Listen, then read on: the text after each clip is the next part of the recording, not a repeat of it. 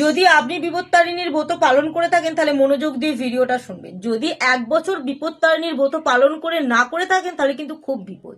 যারা বিপত্তারিণীর ব্রত তুলেছে তাদের কিন্তু পরপর 5টা বছর অত্যন্ত করা দরকার। যদি পারেন তো প্রতি বছরও করতে পারেন, কিন্তু যারা 1 বছর করে থেমে গেছেন তারা কিন্তু খুব বড় ভুল করছে। তাদের সংসারে বিপদ কমার জায়গায় বিপদ বাড়তে থাকবে। অর্থাৎ নিয়ম হচ্ছে 5টা বছর পরপর করার। তো যারা প্রতি বছর করে তাদের তো খুবই শুভ। আর এই বিপত্তারিণী ব্রতর কিন্তু কিছু নিয়ম আছে, যে নিয়মগুলো আমাদের প্রত্যেকের জানা দরকার। তার আগে আলোচনা করে নেওয়া যাক কবে পড়েছে বিপত্তারিণীর ব্রত। প্রতি বছরই কিন্তু বিপত্তারিণীর ব্রত বছরে 2 দিন করে পালন করা হয়। যারা প্রথমটা করেন তারা দ্বিতীয়টা করেন না, যারা দ্বিতীয় দিনটা করেন তারা প্রথম দিনটা করেন না। তো এবারে প্রথম দিনটা পড়েছে 28শে জুন অর্থাৎ শনিবার দিন, আর দ্বিতীয়টা পড়েছে জুলাই মাসের 1 তারিখ অর্থাৎ মঙ্গলবার দিন।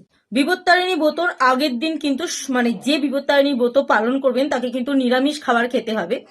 তার পরের দিন যেদিন বিপত্তারিণীর ব্রত সেদিন কিন্তু শামশেরের লাল কাপড় পরিধান করতে হবে।